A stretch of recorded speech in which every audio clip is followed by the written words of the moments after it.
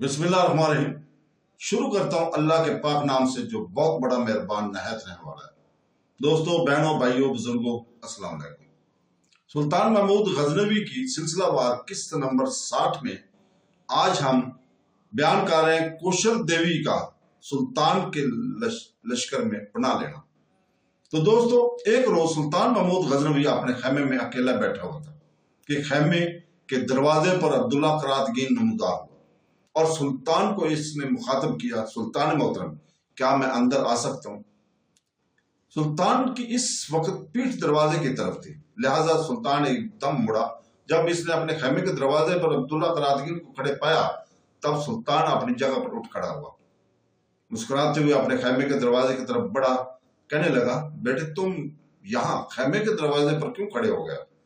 ऐसी अजनबियत तुमने पहले तो कभी ना बरती थी। इस पर अब्दुल्ला करातगीन मुस्कुराते हुए कहने लगा, सुल्तान मोहतरम, आपकी पीठ मेरी तरफ थी, इसी बना पर इजाजत तलब करना जरूरी था।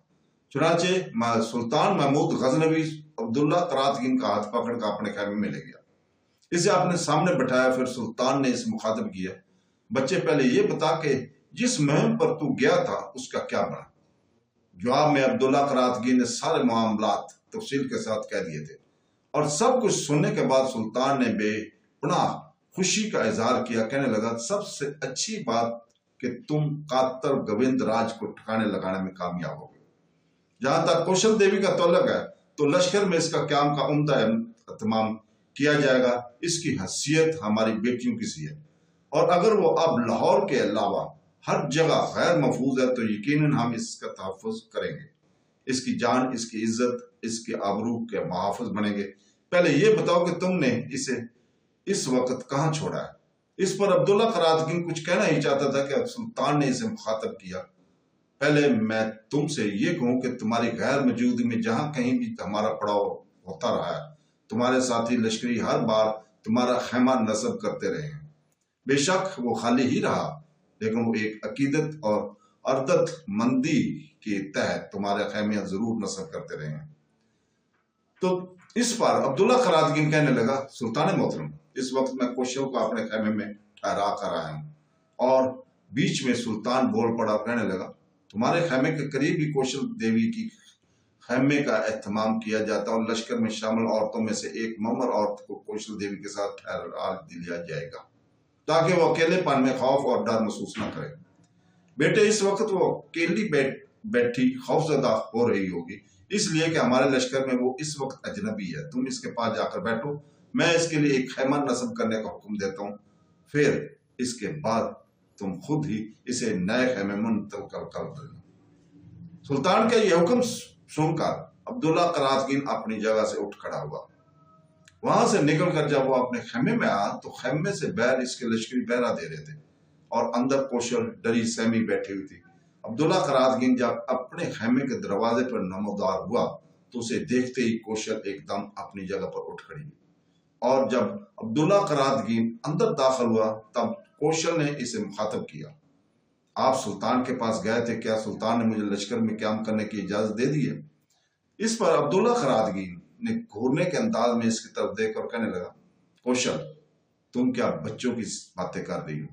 तुम क्या समझते हो सुल्तान तुम्हें अपने लश्कर में ठहराने की इजाजत नहीं देंगे? सुल्तान ने तुम्हारे लिए बेटी का लफ्ज इस्तेमाल किया और तुम्हारी जान और तुम्हारी आबरू के तहफ़्फ़ुज़ का अहद करने के साथ साथ तुम्हारे साथ उम्दा सलूक के लिए कहा है। देखो, तुम थोड़ी देर बैठो, सुल्तान ने तुम्हारे लिए खैमा नस्ब करने का हुक्म दिया। इसके साथ ही जो गुफ्तगू सुल्तान के साथ हुई थी अब्दुल्ला करातगीन ने कौशल से कह दी थी। सारी गुफ्तगू सुनकर कौशल मुतमइना हो गई और इस लम्हे इसके लबों पर इंतहाई खूबसूरत मुस्कुराहट नमदार हुई थी। फिर वो अब्दुल्ला करातगीन को मुखातब करके कहने लगी, मैं जब तक जिंदा रहूंगी आपकी शुक्रगुजार रहूंगी। मैं समझती हूँ गोविंद राज के मरने के बाद अब मैं कहीं भी महफूज नहीं। अब तक लाहौर में जयपाल को गोविंद राज के मरने की इत्तला हो चुकी होगी और इसे यह भी बताया दिया गया होगा कि गोविंद राज के कत्ल में आपके साथ मैं भी मुलव्वस हूँ। लिहाजा इसने अपने आदमी मुकर्रर कर दिए होंगे कि मुझे तलाश किया जाए और वो हर सूरत में बठिंडा के राजा को खुश करने के लिए मुझसे गोविंद राज के कत्ल का इंतकाम लेने की कोशिश जरूर करेगा। इस पर अब्दुल्ला करातगीन कहने लगा, اس کی ایسی کی تیسی جو تم سے انتقام لے۔ اب تم بالکل محفوظ ہاتھوں میں ہو اور اس سلسلے میں تمہیں پریشان اور فکر مند ہونے کی ضرورت نہیں ہے۔ عبداللہ قرادگین جب رکا تب کوشل کہنے لگی، میں آپ کو ایک اور بات بتانا بھول گئی تھی، راستے ہی میں بتانا چاہتی تھی پر میرے ذہن سے یہ بات نکل گئی۔ میں معذرت کروں کہ آپ سے پوچھے بغیر اور آپ سے مشورہ لیے بغیر اور آپ سے اجازت چاہے بغیر میں نے ایک فیصلہ لیا تھا۔ کیسا فیصلہ؟ غور سے کوشل کی طرف دیکھتے ہوئے عبداللہ قرادگین نے پوچھ لیا تھا۔ کوشل نے اس موقع پر ایک گہری نگاہ عبداللہ قرادگین پر ڈالی، پھر کہنے لگی، آپ کو یاد ہوگا کہ آپ نے جس وقت گووند راج کا خاتمہ کیا تھا تو میں نے اپنے ساتھیوں میں سے ایک کے ساتھ رازدارانہ گفتگو کی تھی۔ میں چاہتی تھی کہ اس گفتگو سے متعلق میں آپ کو آگاہ کروں گی، لیکن میں بھول گئی تھی آپ کو بتانا۔ کیسی گفتگو؟ عبداللہ قرادگین نے پھر غور سے اس کی طرف دیکھتے ہوئے پوچھ لیا تھا۔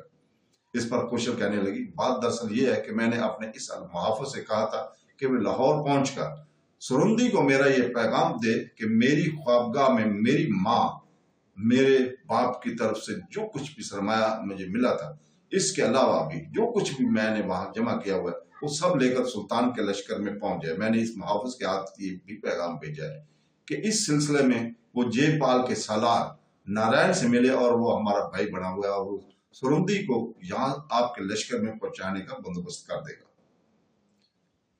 تو میں نے اس کے ہاتھ یہ بھی پیغام بھیجا کہ نارائن جن مسلح جوانوں کے ساتھ سرندی کے ساتھ مقرر کریں وہ جانتے ہوئے صبر کریں کہ سلطان نے کہاں کیا کر رکھا ہے۔ کوشل جب خاموش ہوئی تب عبداللہ قرادگین کچھ دیر مسکراتا رہا۔ اس مسکراہٹ پر کوشل کچھ پریشان سی ہو گئی تھی، کہنے لگی، لگتا ہے کہ آپ کو میرا یہ فیصلہ پسند نہیں آیا۔ اس پر عبداللہ قرادگین کہنے لگا، کوشل یہ بات نہیں ہے، تمہیں سرندی کے ہاتھ وہ سارا سامان منگوانے کی کیا ضرورت ہے؟ دیکھو کوشل، اب تم ہمارے لشکر میں محفوظ ہاتھوں میں ہو، تمہاری ہر ضرورت کا خیال رکھا جائے گا، جس کسی چیز کی بھی تمہیں ضرورت ہوگی تمہیں مہیا کی جائے گی۔ کوشل میری بیوی کاشی کماری مجھے جان سے بھی زیادہ عزیز تھی اور تم اس کی بہن ہو، لہٰذا تمہاری ہر ضرورت کا خیال رکھنا میرا فرض ہے۔ اس سلسلے میں کوشل کچھ کہتے ہوئے عبداللہ قرادگین کا شکریہ ادا کرنا چاہتے تھے کہ دروازے پر ایک لشکری نمودار ہوا اور عبداللہ قرادگین کو مخاطب کر کے کہنے لگا، امیر، آپ کے خیمے کے پہلو میں نیا خیمہ نصب کر دیا گیا۔ اس پر عبداللہ قرادگین اپنی جگہ پر اٹھ کھڑا ہوا اور کوشل کی طرف دیکھتے ہوئے کہنے لگا، کوشل تم میرے ساتھ آؤ، تمہارا خیمہ نصب ہو گیا ہے۔ میرے خیال میں سفر کے بعد تم تھکی ہوئی ہو، پہلے آرام کر لو، اگر تمہیں بھوک لگی ہے تو میں اس کا اہتمام کر دیتا ہوں۔ اس پر کوشل کہنے لگی، بھوک کیسی؟ آپ کے ساتھ پچھلی منزل تو کھایا تھا، اب شام کو کھانا کھائیں گے۔ تو دوستو، اس کے ساتھ ہی ہم آج اجازت چاہتے ہیں کل تک کے لیے۔ کل یہیں سے ہم شروع کریں گے۔ اللہ حافظ۔